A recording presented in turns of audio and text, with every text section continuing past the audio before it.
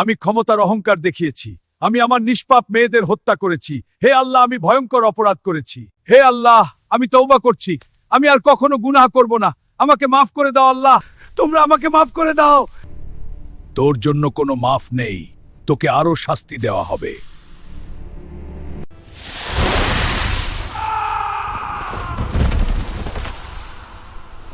এলাকার মানুষ সেই দৃশ্য নিজের চোখে দেখেছিল, যা দেখে প্রত্যেকের আত্মা কেঁপে উঠেছিল।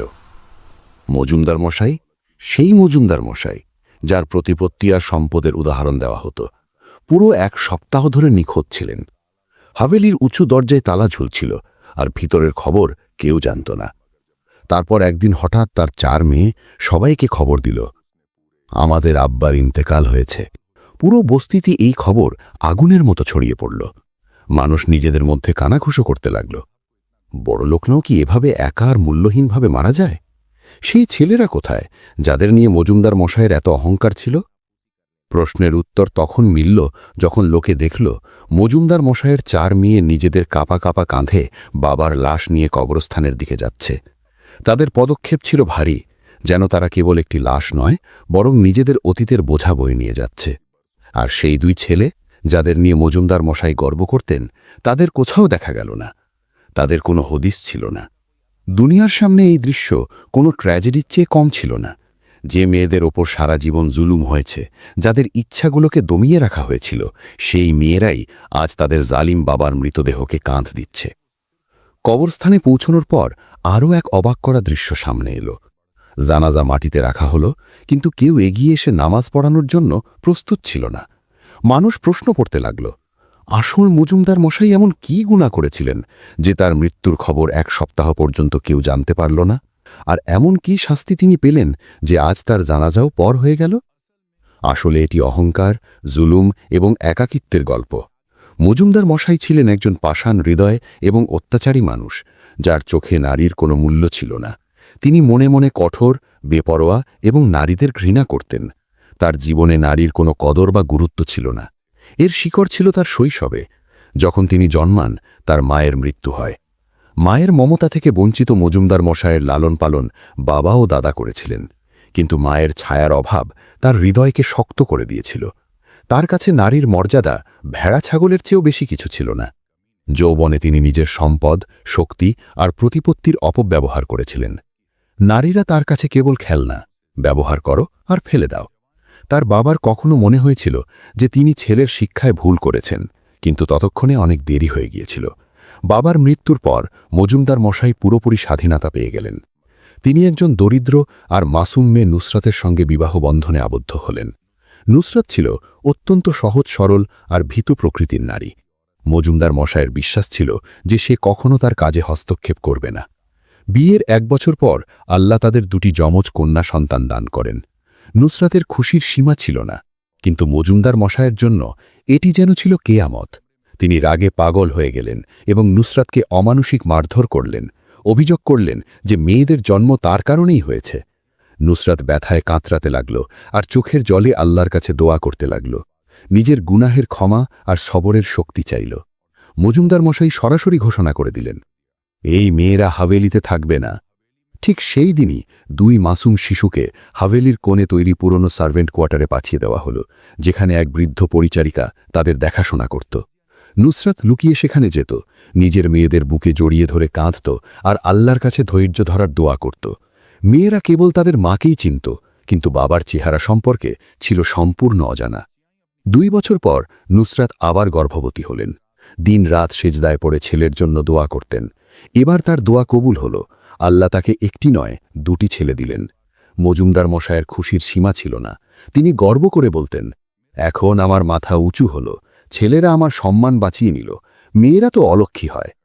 তখনই নুসরাত আসল সত্যটা জানতে পারলেন, যে মজুমদার মশাই মেয়েদের কেন এত ঘৃণা করেন। আসলে যেসব মেয়েদের জীবন তিনি বরবাদ করেছিলেন, তারা মজুমদার মশাইকে বদদুয়া দিয়েছিল যে তার মেয়েরাই একদিন তার সম্মানের জানাজা বের করবে। এই ভয়ই তার মাথায় এমনভাবে চেপে বসেছিল যে প্রতিটি মেয়েকেই তার কাছে আপদ মনে হতো। সময় দ্রুত কেটে যাচ্ছিল। যখনই সাজিয়া আর নাজিয়া ভুল করে হাভেলির উঠোনে তার সামনে আসত, তিনি গর্জে উঠতেন, ওদের আমার চোখের সামনে থেকে সরাও, ওদের মুখ দেখলেই আমার রক্ত গরম হয়ে যায়। বেচারি নুসরাত কেঁদে কেঁদে বলতেন, ওরাও তো আপনারই রক্ত। কিন্তু মজুমদার মশাই তার মিনতি সবসময় অগ্রাহ্য করতেন। বছরের পর বছর শোক আর অপমানের বোঝা বইতে বইতে নুসরাতের হৃদয় ভেঙে গেল এবং তিনি এই পৃথিবী ছেড়ে চলে গেলেন। কিছুদিন পর মেয়েদের একমাত্র সহায় সেই বৃদ্ধ পরিচারিকাও মারা গেল। এখন হাভেলিতে ওই 2 মাসুম বোন ছাড়া আর কোনো নারী ছিল না। মজুমদার মশাই কড়া নির্দেশ দিলেন, আজ থেকে তোরা দুজনেই হাভেলির সব কাজ চাকরদের মতো করবি। মেয়েদের চোখে জল এলো, কিন্তু তারা অস্বীকার করল না। তাদের মনে কেবল একটি ছোট্ট শান্তি ছিল যে এই বাহানায় হয়তো বাবার কাছাকাছি থাকার সুযোগ পাওয়া যাবে। সময় কেটে যাচ্ছিল। যখন ছেলেদের বিয়ে হল, মজুমদার মশাই এমন উৎসব করলেন যে পুরো শহরে চর্চা ছড়িয়ে পড়ল।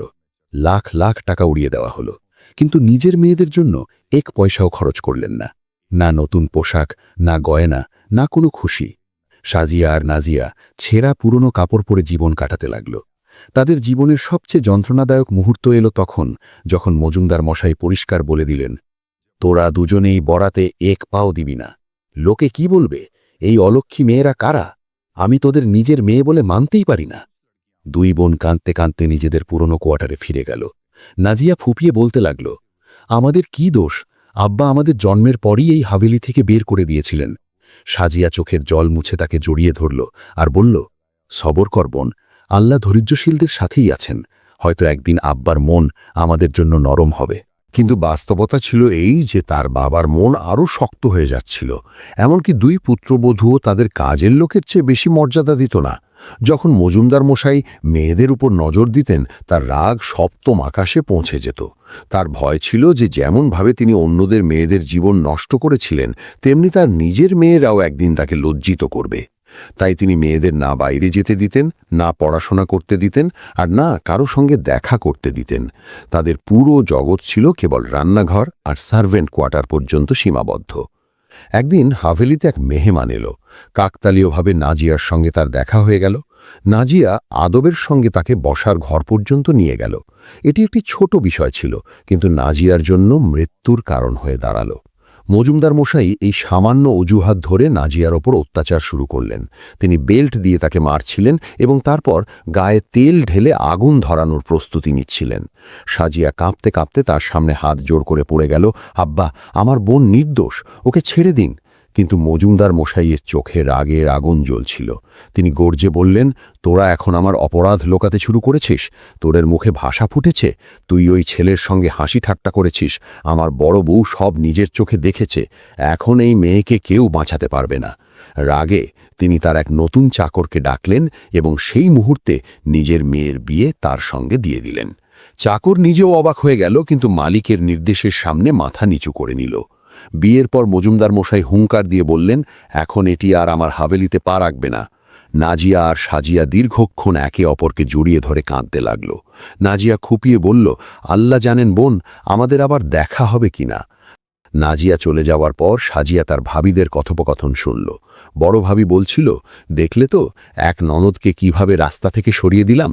এখন শুধু একজন বাকি আছে, তাকেও শীঘ্রই সরিয়ে দেব।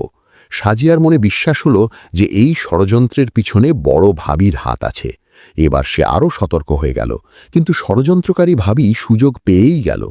এক রাতে যখন সাজিয়া দীর্ঘক্ষণ রান্নাঘরে কাজ করছিল, তার ভাবির ভাই তার কোয়ার্টারে ঢুকে পড়ল এবং শ্লীলতাহানির চেষ্টা করল। সাজিয়া চিৎকার করে উঠল এবং হাত জোড় করে নিজের সম্মানের ভিক্ষা চাইল। তার চিৎকার শুনে সবাই দৌড়ে এলো, কিন্তু সত্যের বদলে মিথ্যা বলা হলো। বড় ভাবি আর তার ভাই সাক্ষ্য দিতে লাগল যে সাজিয়াই তাকে ডেকেছিল। মজুমদার মশাইয়ের ছেলেরাও সেই মিথ্যার সাথে যোগ দিল এবং বলল, এই মেয়েকে এক্ষুনি ঘর থেকে বের করে দাও। রাগে অন্ধ মজুমদার মশাই সেই মুহূর্তেই সাজিয়ার বিয়ে রহিম নামের এক মদ্যপ ছেলের সঙ্গে দিয়ে দিলেন এবং রাতের অন্ধকারে তাকে হাভেলি থেকে ধাক্কা দিয়ে বের করে দিলেন। বড় ভাবির মুখে ছিল জয়ের হাসি। সাজিয়া নিজের ভাগ্যের উপর কাঁদতে লাগল, কিন্তু আল্লাহর ইচ্ছে ছিল অন্য কিছু। রহিম যে তার জীবন ধ্বংস করার শপথ করেছিল, সে তওবা করে নিল। সে নিজের খারাপ অভ্যাস ত্যাগ করল, ব্যবসায় পরিশ্রম করল এবং একজন দায়িত্বশীল মানুষ হয়ে উঠল। সাজিয়া সেজদায় পড়ে বলতে লাগল, হে খোদা, তোমার লাখ লাখ শুকরিয়া যে তুমি আমার জীবন ধ্বংস হওয়া থেকে বাঁচিয়ে নিলে। সাজিয়ার মনে এখনও নিজের বাবার প্রতি কোনো ঘৃণা ছিল না। সে প্রায়ই ফোন করে তার খবর নিত। বদলে গালিগালাজ পেলেও সে তার কণ্ঠস্বর শুনেই শান্তি পেত। রহিম অবাক হয়ে জিজ্ঞেস করত, তোমার বাবা তোমাকে এত ঘৃণা করেন, তবুও তুমি তার সঙ্গে কথা বলো কেন? সাজিয়া ধীর গলায় বলতো, তার গলা শুনলে আমার বুকটা শান্ত হয়, আমার আর কিছু চাই না। সময় কেটে যাচ্ছিল।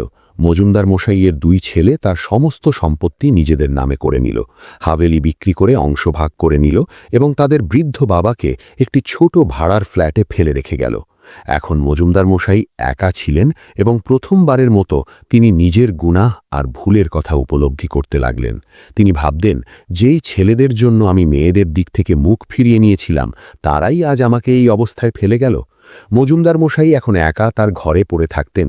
তার মন বারবার নিজের মেয়েদের মনে করত। তাদের হাতের রান্না করা খাবার, তাদের মাসুম কথা, তাদের হাসি, সব স্মৃতি হয়ে হৃদয়ে কড়া নাড়ত। কিন্তু সেই একই প্রশ্ন বারবার তাকে কাঁদাত, কোন মুখে আমি আমার মেয়েদের ডাকব? যখন আমার কাছে সম্পদ আর প্রতিপত্তি ছিল, তখন আমি তাদের কিছুই দিইনি। আজ যখন আমি একা, তখন কি তাদের ডাকার অধিকার আছে? সময় আর শোক তাকে দুর্বল করে দিয়েছিল। অনেক দিনের প্রবল জ্বরে তিনি ভেঙে পড়লেন। তিনি তার ছেলেদের ফোন করলেন, কিন্তু কেউ কল ধরল না। পুত্রবধূরাও উল্টে ছিড়কে দিল, অসময়ে কল করবেন না। এমন অবস্থায় কেবল সাজিয়াই ছিল যে বারবার তার খবর নিত, কিন্তু নিজের দুর্বলতা লুকানোর জন্য তিনি তাকেও আসতে মানা করে দিয়েছিলেন। অবশেষে এমন একদিন এলো যে তিনি বিছানা থেকে উঠে জলও খেতে পারলেন না। ক্ষুধা আর তৃষ্ণার তীব্রতা তাকে ভেঙে ফেলল। তিনি ছাদের দিকে তাকিয়ে রইলেন এবং ধীরে ধীরে তার আত্মা দেহ থেকে বিচ্ছিন্ন হয়ে গেল। মজুমদার মশাই নিঃস্ব অবস্থায় নিজের ঘরে একাকী প্রাণ হারালেন। এদিকে সাজিয়া বারবার আব্বার নম্বর মেলাচ্ছিল, কিন্তু ফোন বন্ধ আসছিল। তার মন কোনো অমঙ্গলের আশঙ্কায় কেঁপে উঠল। রহিম তাকে সান্ত্বনা দিল, কিন্তু সাজিয়া অস্থির হয়ে উঠল। অবশেষে সে রহিমের সাথে হাভেলিতে পৌঁছল, যেখানে অচেনা মানুষ বসবাস করছিল। প্রতিবেশীরা জানালো যে ছেলেরা তাদের বাবাকে পাশের একটি ছোট ফ্ল্যাটে রেখে এসেছে, যেখানে তিনি একা থাকেন। সাজিয়ার বুক কেঁপে উঠল। সে দৌড়ে পৌঁছল এবং রহিমকে বলল, দরজা ভাঙো। দরজা খুলতে তো ভিতরের দৃশ্য দেখে দুজনেই শিউরে উঠল।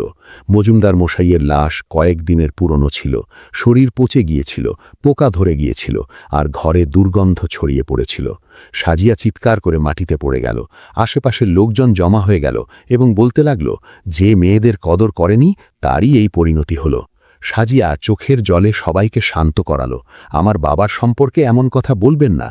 লাশের অবস্থা এতটাই খারাপ ছিল যে কেউ কাছে যেতে রাজি হল না। সাজিয়া তক্ষুনি তার বোন নাজিয়াকে ফোন করল। নাজিয়া এই খবর শুনে দৌড়ে এলো। তারপর কেবল 2 বোন আর রহিমই এগিয়ে গেল এবং লাশ তুলল। যখন জানাজা কবরস্থানে পৌঁছল, মানুষ নামাজ পড়তে পিছিয়ে গেল। বলল, এই মানুষটা বড় গুনাহগার ছিল, আমরা এর জানাজা পড়ব না। কিন্তু ইমাম সাহেব মানুষকে বোঝালেন, কোনো মানুষের আমলের হিসাব আল্লাহ করেন, আমাদের উচিত নিজের কর্তব্য পালন করা। তবেই মানুষ নামাজের জন্য প্রস্তুত হল। ঠিক এই সময় মজুমদার মশাইয়ের 2 ছেলেও সেখানে পৌঁছল। সবাই ভাবল হয়তো বাবার দাফন কাজে শরিক হতে এসেছে, কিন্তু তাদের উদ্দেশ্য অন্য ছিল। তারা সাজিয়াকে বলল, আব্বার কাগজগুলো কোথায়? হাভেলিয়ার সম্পত্তির দলিলগুলো চাই। সাজিয়া শীতল ও কঠোর দৃষ্টিতে তাদের দিকে তাকালো এবং বলল, এই সম্পত্তি তোমাদের দুজনকে মুবারক হোক। আমাদের বেঁচে থাকতেই জিনিসগুলোর সাথে কোনো সম্পর্ক ছিল না আব্বার মৃত্যুর পরে। যেই সম্পদ তিনি আমাদের বেঁচে থাকতে দেননি, তা আমাদের তার মৃত্যুর পরেও চাই না। এই বলে 2 বোন সেখান থেকে চলে গেল। নাজিয়ার স্বামী এখন বড় অফিসার হয়ে গিয়েছিল আর রহিমের ব্যবসাও সাফল্যের শিখরে ছিল। 2 বোন নিজের জীবনে সুখী ছিল, কিন্তু তারা প্রায়ই নিজের বাবার কবরে যেত, চোখের জল ফেলত আর দোয়া করত। তাদের মনের এটাই শান্তি ছিল যে তারা তাদের বাবাকে শেষ সময় একা ছেড়ে দেয়নি। এই গল্প শিক্ষা দেয় যে সম্পদ, প্রতিপত্তি আর অহংকার মানুষকে অন্ধ করে দেয়, কিন্তু যখন সময় পাল্টায় তখন সেই মানুষটাই একা হয়ে যায়, যার জন্য সে নিজের আপনজনদেরও বিসর্জন দিয়েছিল।